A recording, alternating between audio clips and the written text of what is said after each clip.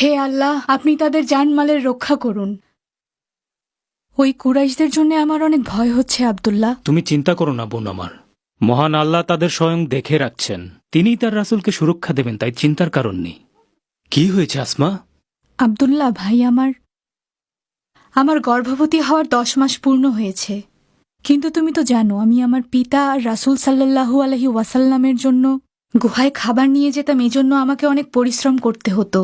আমি তো এখানে একাই আছি, কারণ আমার স্বামী আল জুবাইর ইবনুল আওয়াম মুসলিমদের সাথে মদিনায় হিজরতে গেছেন। এখানে শুধু আমি, আলী ইবনে আবু তালিব, ফাতিমা আর উম্মে কুলতুম রাসূলুল্লাহর আদেশের অপেক্ষায় আছি। সাল্লাল্লাহু আলাইহি ওয়াসাল্লাম।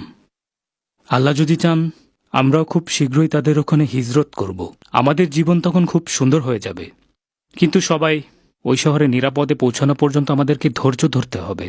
আলী রাসূলের সাথেই আছেন, তিনি সর্বক্ষণ রাসূলের খেয়াল রাখছেন।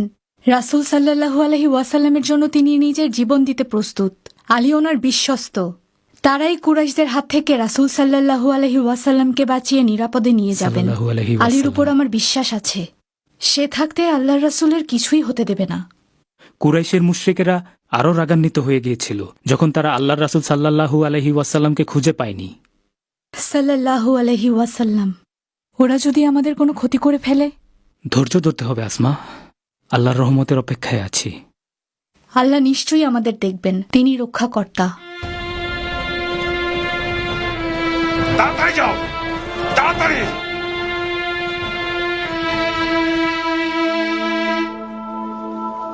হাকিম, তুমি কোথায় যাচ্ছ?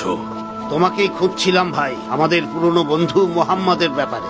এই বিষয়গুলো আবু জাহেল, আবু সুফিয়ান আর উমাইয়া ইবনে খালাফের হাতে ছেড়ে দাও। এসব নিয়ে তোমার বা আমার ভাবা উচিত না। মনে আছে আমরা 4 জন খুব ভালো বন্ধু ছিলাম, আমি, তুমি, আবু বকর, আবু কুহাফা, মোহাম্মদ।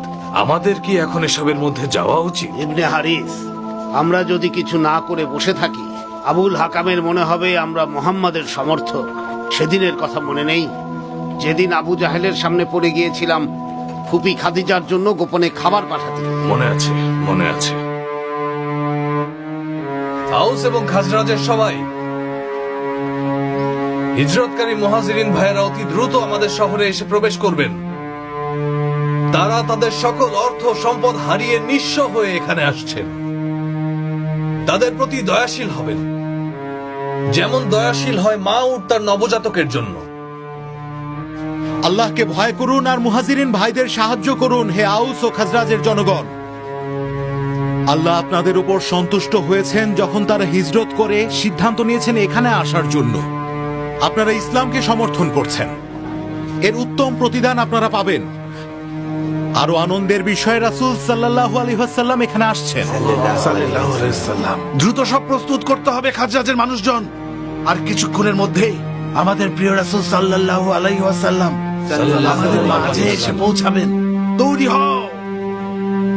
আপনারা কি আগে থেকেই জানতেন না আল্লাহ রাসূল কবে এসে পৌঁছবেন? না, কিন্তু আমরা প্রত্যেকদিন বাইরে গিয়ে তার পথ চেয়ে থাকি।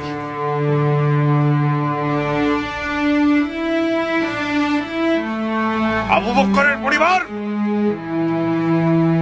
কোথায় তোমরা?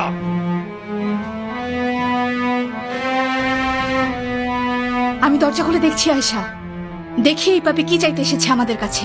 দরজা খুলছো না কেন? ভয় পেয়ে গেছো নাকি তোমরা? হ্যাঁ, আল্লাহর শত্রু, কি চান আপনি? তুমি তো আবু বকরের কন্যা, তাই না? হ্যাঁ, আমি তার কন্যা আসমা। কোথায় সে? কোথায় তোমার পিতা? আমি জানি না, উনি চলে গেছেন। কোথায় গেছে? কিভাবে জানবো? আমি তাকে জিজ্ঞেস করিনি। তার মানে তুমি বলবে না? এত বড় সাহস! একজন নারীর গায়ে কোন সাহসে হাত তুলছেন আপনি?